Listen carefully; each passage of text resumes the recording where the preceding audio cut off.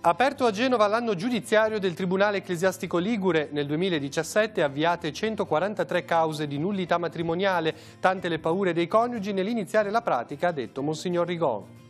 Da 32 anni il consultorio familiare della diocesi di Chiavari aiuta le famiglie ad affrontare i problemi di coppia o di relazione con i figli, 158 i casi seguiti lo scorso anno, 66 quelli nuovi. Il beato Antonio Rosmini insegna lo stile della carità. Le suore rosminiane di Chiavari hanno celebrato il fondatore. Il vescovo ha presieduto la messa nella cappella dell'Istituto di Piazza Torriglia. La parrocchia del Gesù Risorto di Cavi Arenelle si è ritrovata per ricordare Don Michele Costa a 20 anni dalla sua scomparsa. Presenti le telecamere di Telepace per la messa domenicale in diretta. Il compito della scuola è valorizzare le qualità dei ragazzi. Il sogno di Don Milani raccontato da un ex alunno, Francesco Gesualdi, a Chiavari per il corso di aggiornamento degli insegnanti della diocesi. Il ruolo dei laici nella Chiesa e l'invito ai cristiani a non lasciarsi scoraggiare. Alcuni spunti di riflessione del teologo Marco Vergottini, intervenuto alla Scuola del Clero. Un saluto a tutti e bentornati a Noi Chiesa. Anche questa sera andiamo a rivedere alcuni momenti che hanno caratterizzato la vita della nostra Chiesa locale, ad iniziare dall'apertura dell'anno giudiziario del Tribunale Ecclesiastico Ligure. Nella sala Quadrivium di Genova il vicario giudiziale Monsignor Paolo Rigon ha svolto la sua relazione e ha fornito alcuni numeri relativi al 2017. Lo scorso anno sono state avviate 143 cause di richiesta di nullità matrimoniale, 4 in più dell'anno precedente, 12 nella sola diocesi di Chiavari. 136 cause quelle concluse. La nullità è stata riconosciuta e dichiarata in 129 casi. 4 hanno avuto esito negativo e 3 sono state archiviate. Nella sua relazione Monsignor Paolo Rigon ha analizzato le difficoltà da parte dei coniugi a rivolgersi al Tribunale Ecclesiastico. Dunque tutte le paure, a cominciare dalle possibili spese sino alla responsabilità sui figli. Vediamo il servizio con tutti i dettagli.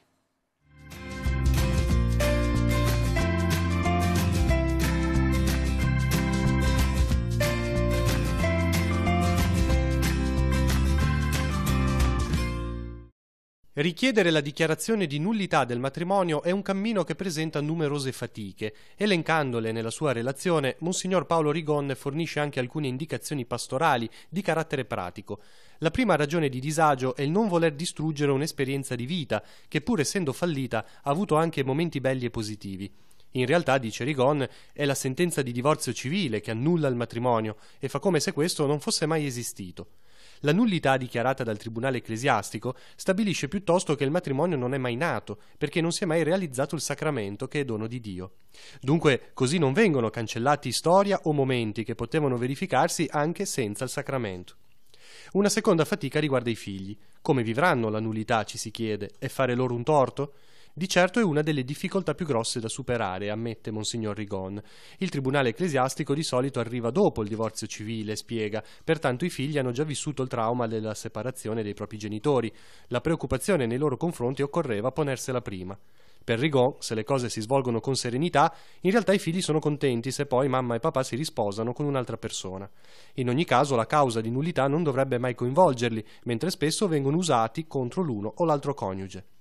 Terzo disagio, l'incapacità di accettare le proprie responsabilità, con la tendenza a dare sempre la colpa all'altro. Di qui l'invito di Rigon all'umiltà nel riconoscere i propri limiti e colpe, o semplicemente a riconoscere che il fallimento sta nella vicenda coniugale per intero, difficile da far risalire a questa o quell'altra colpa. Infine, Monsignor Paolo Rigon ha sottolineato la difficoltà a rivolgersi al Tribunale Ecclesiastico, visto con timore e i cui giudici sono pensati come persone severe.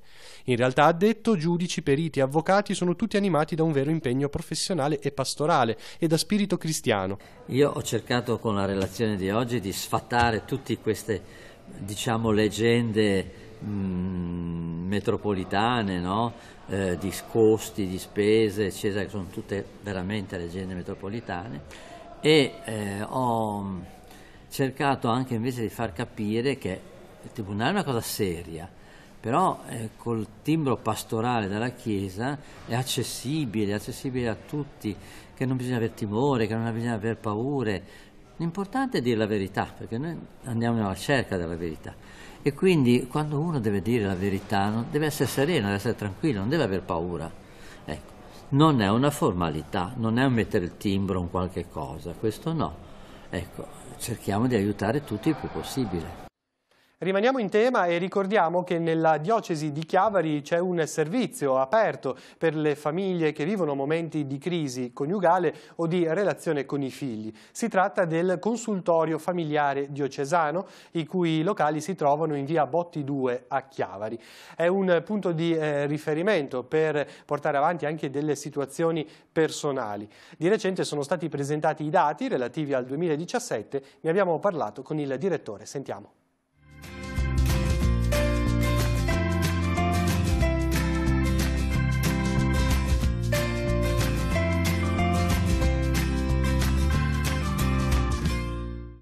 Problemi di coppia, crisi tra genitori e figli, ma anche aiuto individuale, mediazione e consulenza anche legale.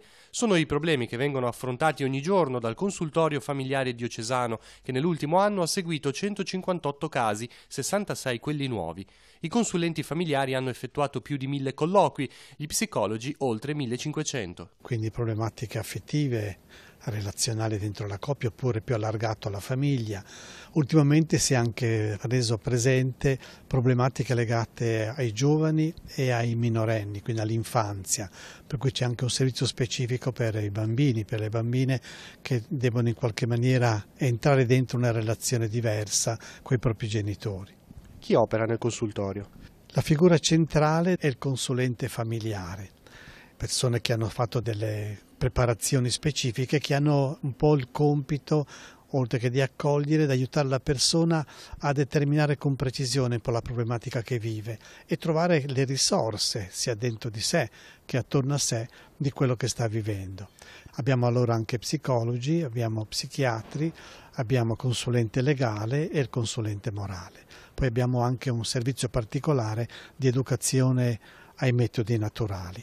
Istituito nel 1986, il consultorio svolge il suo lavoro in una società che cambia.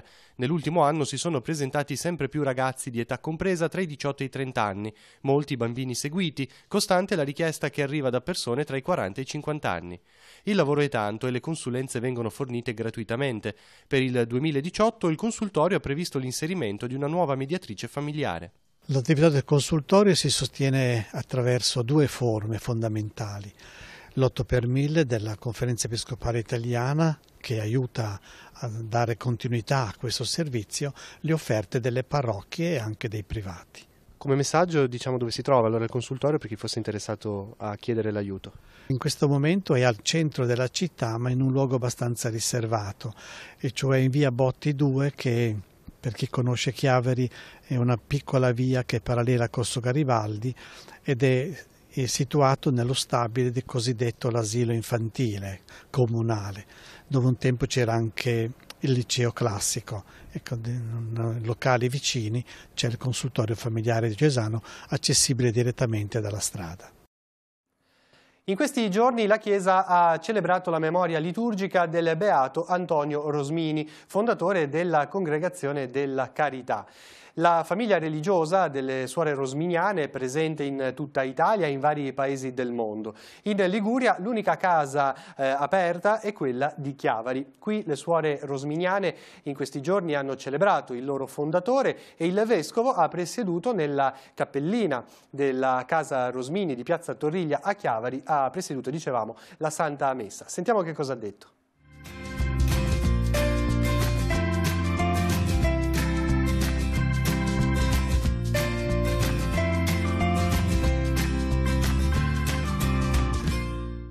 Sacrificio, spendersi per l'altro, cercare il bene. Sono alcune tappe sulla lunga strada verso la santità. È la riflessione proposta dal Vescovo nella messa a casa Rosmini di Chiavari. Ricordando il fondatore dell'istituto, Monsignor Tanasini ha sottolineato che la santità è dono e grazia di Dio e la sua perfezione sta proprio nella carità.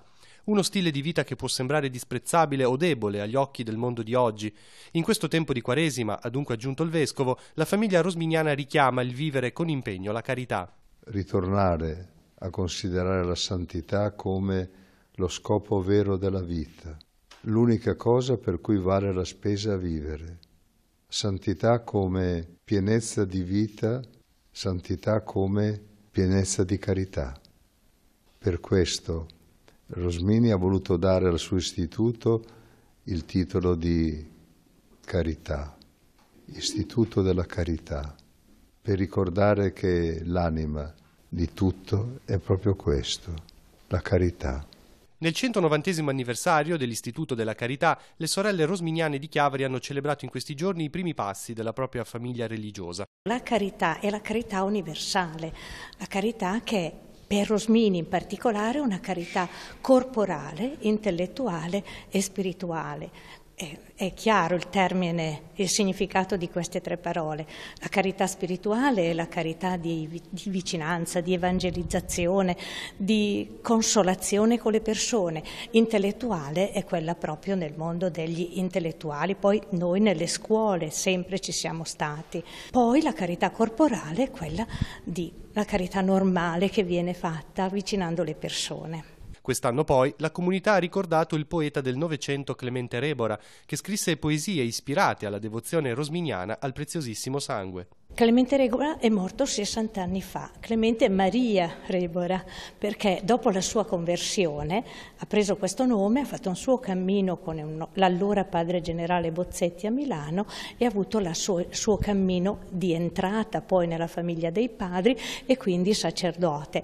Lui, il poeta della Prima Guerra Mondiale, è diventato il poeta dei canti dell'infermità perché è morto dopo una lunga sofferenza di offerta della vita e del suo sangue al Signore. Qual è il vostro servizio qui a Chiavari e anche come comunità quanti siete? In comunità siamo 6 e siamo qui da 80 anni in pratica a Chiavari e siamo passati attraverso i vari servizi, però fin dall'inizio siamo stati una pensione, quindi una casa vacanze, una casa per ferie ai tempi, le colonie e poi dopo anche le scuole che comunque non potevano convivere con la pensione. Adesso è un pensionato aperto tutto l'anno, vengono qui persone singole, famiglie, sacerdoti, qualcuno si ferma poco, qualcuno tanto e comunque noi facciamo quello che possiamo per essere accoglienti e dare quello che si aspetta uno quando va in vacanza. Naturalmente avendo la cappella si condividono anche le preghiere, abbiamo Monsignor Isetti che celebra tutti i giorni e le persone possono venire.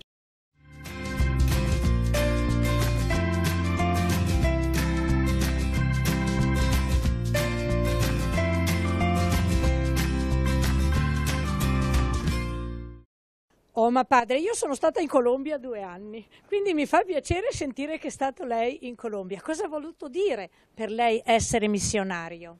Vuol dire fare un'esperienza meravigliosa, anche perché la mia vocazione è un po' tardiva, come si diceva, no? Perché ho iniziato a 20 anni, ho cambiato lavoro e ho pensato, perché il Signore mi ha chiamato, in una notte di adorazione con il mio gruppo giovanile, mi ha chiamato e mi ha fatto sentire la bellezza di questa chiamata. E quindi mi sono preparato e con gioia sono partito. E la mia gioia è soprattutto grande quando ho ricevuto la lettera dei superiori che mi destinavano alla Colombia e particolarmente nell'Amazzonia. E lì c'era una grossa parrocchia che mi attendeva, circa 90.000 chilometri quadrati, no? Con oltre 110 paesi e quindi con tanti problemi di guerriglia, eccetera, no? Però tutto questo mi dicevano, ma non hai paura, ma guarda che forse... No, la bellezza, ecco, di poter andare e portare. Certo uno si è giovane, per cui sprizza gioventù da tutte le parti e quindi risulta anche più facile confrontarsi con questa situazione. Però certo è che la preparazione conta. Prima di partire ho avuto la gioia di andare a Roma nella giornata missionaria mondiale del 74 e ricevere da Beato Papa Montini, no, il crocifisso. E lui ci ha salutati, ci ha dato il Cristo, ci ha messo 2 mani sulle spalle e mi ha detto, Padre Saverio, vai e annuncia Cristo, non te stesso. Questo è il cammino. Sono proprio contenta di questo, anche perché ha messo in evidenza 2 aspetti proprio della nostra vita consacrata. Guardare il volto di Cristo e il legame forte con la Chiesa. Certo, e lì poi lo riscontri lavorando con la realtà, con le difficoltà che uno trova, però diverse volte potrei raccontare tantissimi episodi di queste situazioni vissute, perché dove c'è guerriglia c'è morte. E molte volte ancora adesso che sono qui e che purtroppo non posso andare in missione, però ecco, se pensare che in un anno ho celebrato 56 funerali di morte violenta, il più vecchio 32 anni, e in quel contesto ti senti a volte frustrato, ti viene voglia di cedere, di mollare, no? Cosa stai a fare qui? Cosa vuoi dire? Vedi che tu cerchi, favorisci la pace, però poi all'atto pratico, ecco la morte, lì, che è lì presente. E per cui però poi senti dentro di te quella voce che ti dice: guarda che su quella croce sono morto io, mica sei morto tu. Quindi datti da fare. E allora uno si rialza, proprio come il Vangelo: alzati e cammina, porta la tua gioia, portami perché io sono la vita. E con quella croce Gesù ci coinvolge e ci coinvolge tutti. Noi consacrati, certo, siamo un legame in più perché abbiamo dei voti in questo. Sì, sono fondamentali, no? Perché sembra parole, però poi si tratta di applicarle nella vita pratica, il che molte volte ha delle difficoltà, però la gioia è nella maniera in cui tu ti sei immesso dentro e quindi hai cercato, nel limite, perché siamo umani, di farli tuoi, no? Cosa vuol dire l'obbedienza? Certo, stai bene in un posto, lavori e poi ti dicono no, vai di là. Perché, per come, tutte queste difficoltà, castità, la povertà, in quel contesto lì tocchi con mano cosa vuol dire la povertà. Noi molte volte ci picchiamo questo, quell'altro, qui ci rifugiamo in quella cosetta, quando invece lì ti incontri e ti scontri con la vera povertà che ti richiama. Ora ci spostiamo a Lavagna, la parrocchia del Gesù Risorto di Cavi a Ranelle si è riunita per ricordare i 20 anni dalla scomparsa di Don Michele Costa. È stata un'occasione di presenza anche per Telepace, che ha acceso all'interno della chiesa le sue telecamere per la consueta trasmissione domenicale in diretta della Santa Messa. Il servizio e le interviste di Andrea Capitani.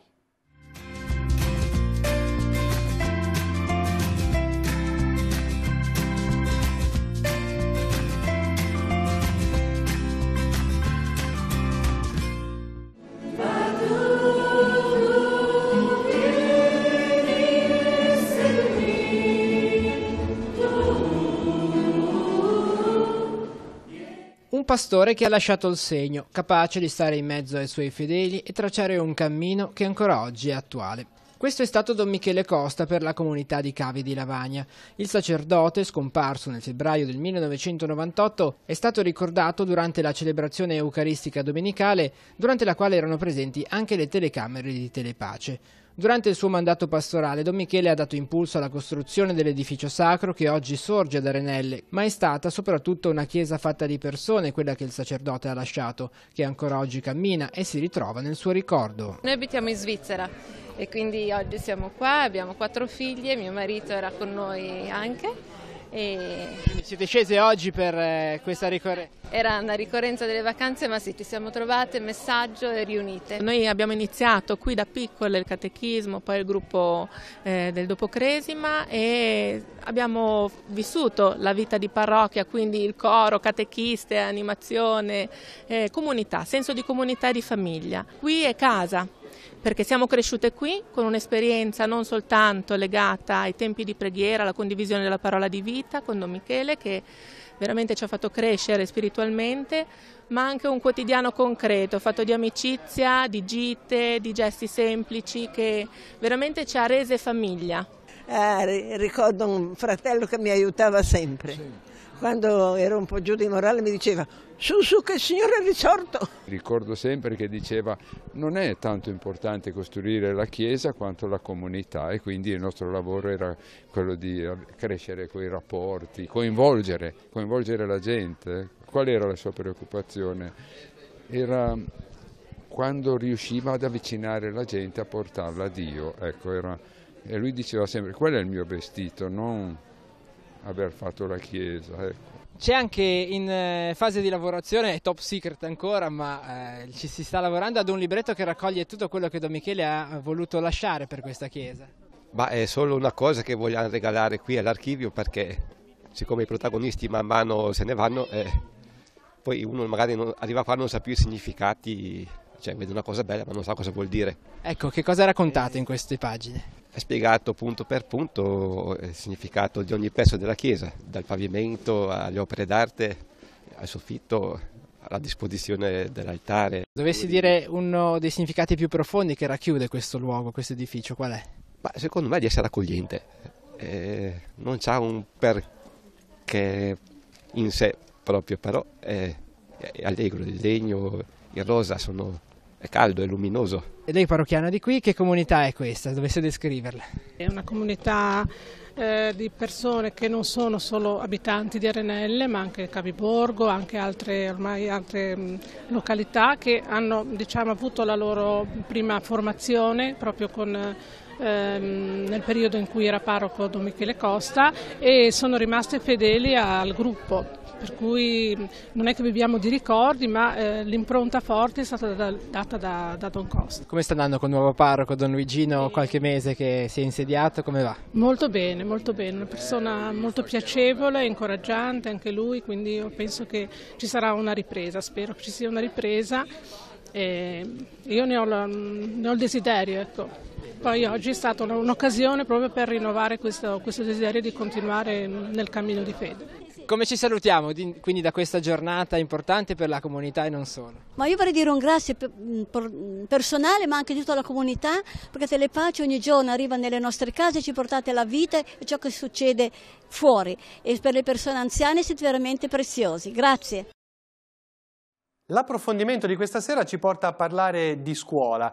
La scuola deve valorizzare oggi le qualità di ciascun alunno. A dirlo Francesco Gesualdi, un saggista italiano che è stato ex allievo di Don Lorenzo Milani, il sacerdote fiorentino che negli anni 60 portò avanti la nota esperienza di Barbiana. Gesualdi ha parlato a Chiavari in occasione del corso di aggiornamento degli insegnanti della diocesi di Chiavari. Lo abbiamo intervistato, sentiamo.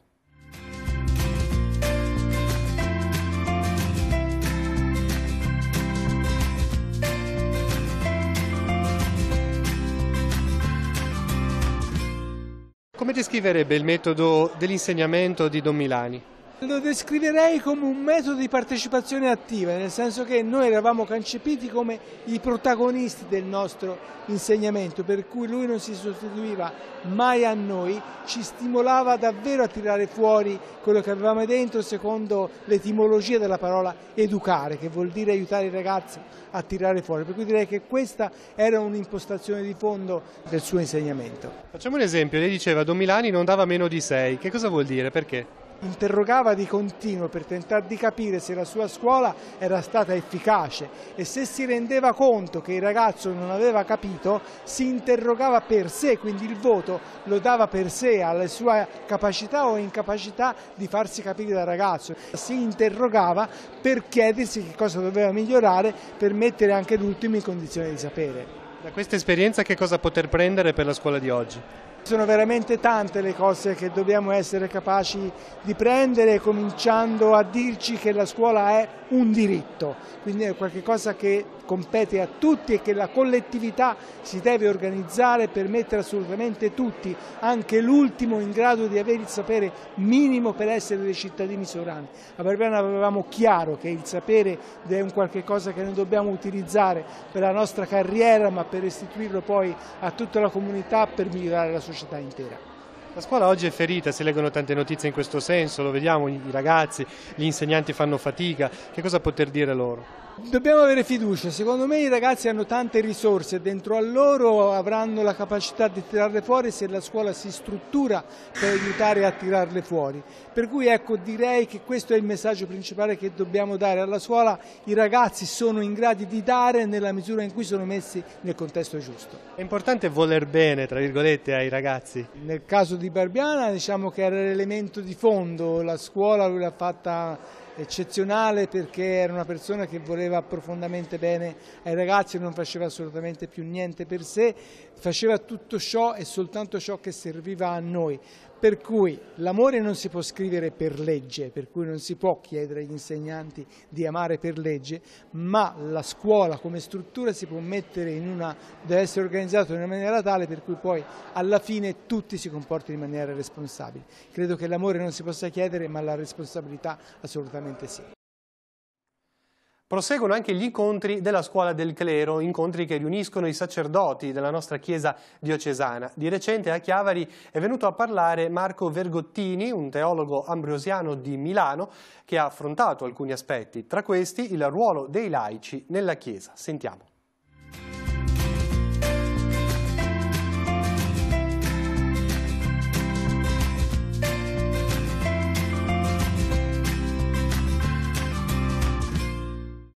Chi sono i laici? È difficile rispondere. Qualcuno potrebbe dire che i laici sono coloro che non credono, non frequentano le nostre comunità cristiane. È l'uso comune di laico.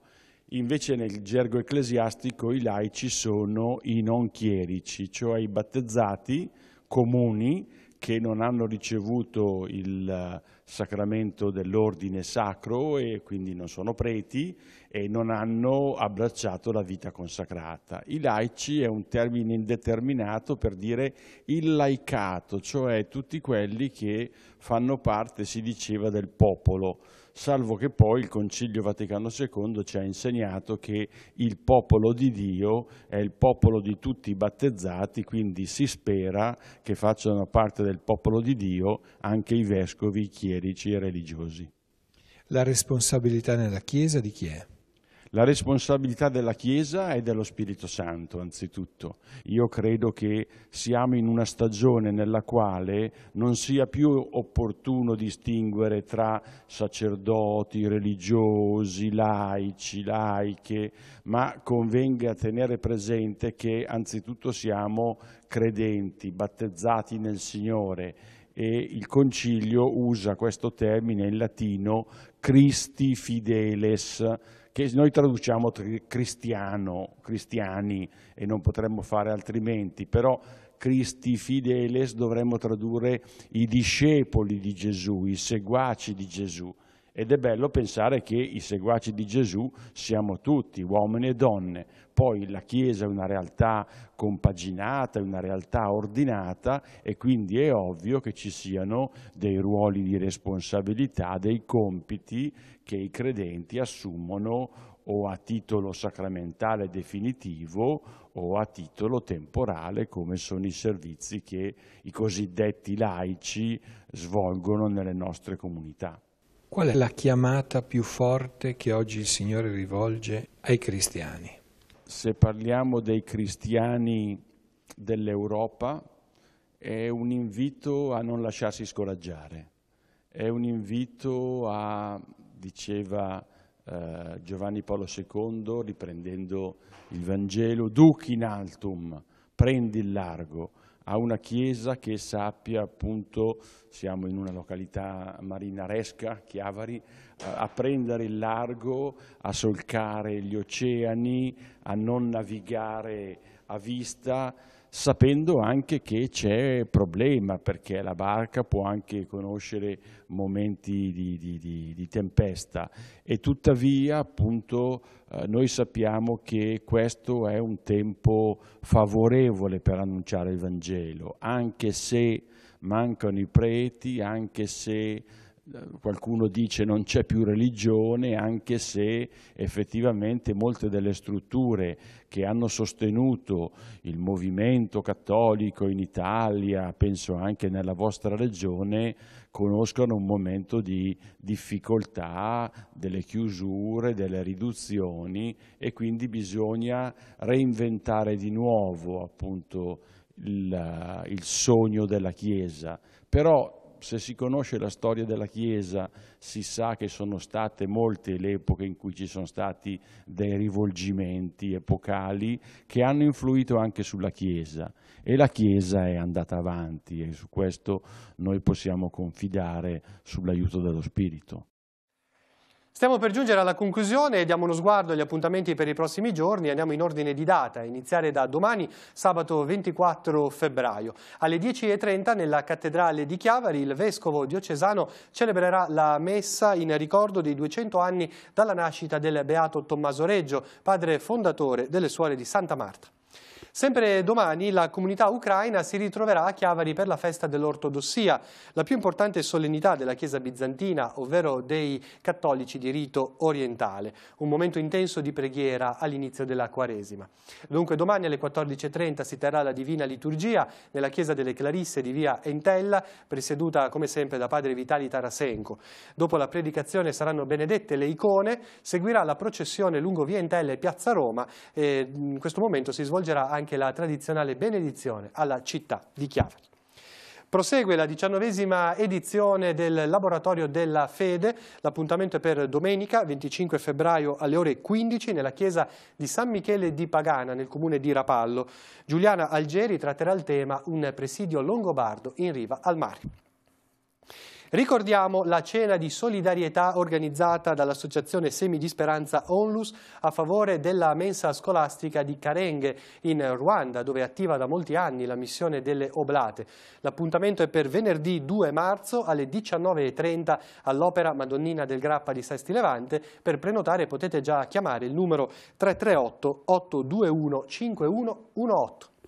Era l'ultimo appuntamento con Noi Chiesa, ci ritroviamo venerdì prossimo, grazie per averci seguito e buon proseguimento con i programmi di Telepace, arrivederci.